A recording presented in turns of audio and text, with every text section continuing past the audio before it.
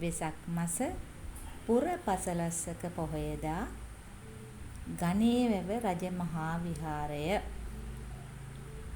අපි හැමෝම එකතු වෙලා වෙසක් පොහොය දවසේ සීල සමාදන් වුණා. ඔයාලට පේනවා ඇති අපි ලොකු කාලයක් මින් පැය 4-5ක් විතර ගියා අපිට ගණේවැව රජමහා විහාරයට යන්න. අපි රෑ 12ට රත්මලානෙන් බස් එකක් පිටත් වුණා ගණේවැව විහාරයට එන්න. ඒ බස් එක අපිට නොමිලේ තමයි මේ මහත්මයා ලබා දීලා තිබුණේ. ඒ මහත්මයාටත් පින් සිද්ධ වෙනවා. අපි ගණේවැව රජමහා විහාරයට ඇවිල්ලා උදෑසන 6ට පමණ සීල ව්‍යාපාරය ආරම්භ කරනවා. බුද්ධ වත කරලා ඊට පස්සේ අපි සීල් සමාදන් වෙලා වරින් වර ධර්මදේශකයන්න්ගේ ධර්ම සාකච්ඡා තිබුණා.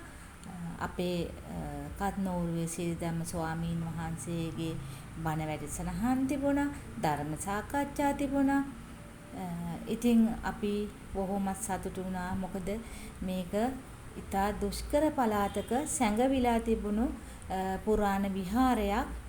ඒ විහාරය කලෙරිණන් වල මේ වගේ මිනිස්සුયો දසදහස් ගණන් බොදු නොබොදු සියලු දෙනාම අපේ ධර්ම වතට ධර්ම අවබෝධය පිණිස යොමු කරගන්නට කත්නෝරුවේ සිරිධම්ම ස්වාමීන් වහන්සේ ගොඩාක් අපකැප වෙලා තියෙනවා.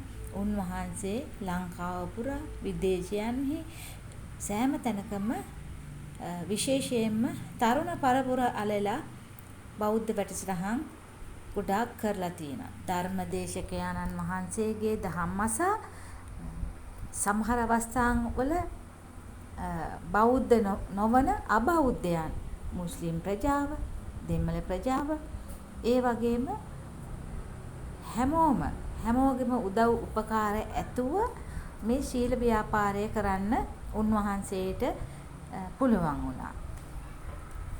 ලංකාවේ තිබෙන සමහර පැතිවල තිබෙන ධර්ම වැඩසටහන් වලට මමත් එකකට වගේ සම්බන්ධ වෙලා තියෙනවා. ඇත්තටම උන්වහන්සේව දැක ගන්න ලැබීමත් අපිට ලොකු වාග්යක් කියලා හිතෙනවා. එදා මම වැඩසටහනට සහභාගී වුණාම මම එදා තීරණය කරගත්තා මම කත්නෝරුවේ පන්සලට යන්න ඕනේ.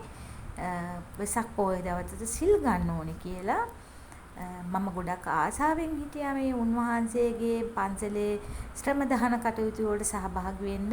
නමුත් මට ඒ හැකියාව තිබුණේ අපේ රාජකාරී ස්වභාවය අනුව. ඉතින් ඒකට නම් තාම පොඩි දුකකුත් තියෙනවා මගේ හිතේ.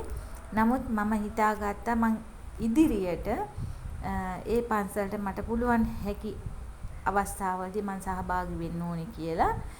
ඉතින් ඔයාලටත් පුළුවන් මේ විහාරයට ගිහිල්ලා තමන්ගේ ආගමික කටයුතු වලට නියැල එන්න. බලන්න ඒ පන්සලේ ගේට්ටුවක්වත් නැහැ. එක පින් කැටයක්වත් නැහැ. හරිම අඩු පහසුකම් වලින් හැබැයි අඩු පහසුකම් වුණාට එදාට සිල් සමාදන් වෙන්න විශාල ප්‍රමාණයක් ඇවිල්ලා තිබුණා. හරිම නිස්කලංකයි, හරිම ලස්සනයි වටපිටාව.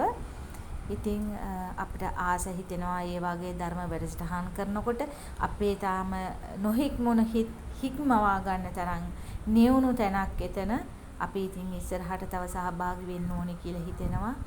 ඔයාලටත් පුළුවන් හැම වෙලාවකම මේ වගේ වැඩසටහන් වලට සහභාගී වෙන්න. අපි අපේ කාර්යය කරගෙන මේ ජීවන රංග මඩලෙන් බැහැලා යන්න ඕනේ. ඉතින් මගේ කොටස සිදු වෙන්නේති නොදැනීම එනිසයි සසරේ ඉපදීම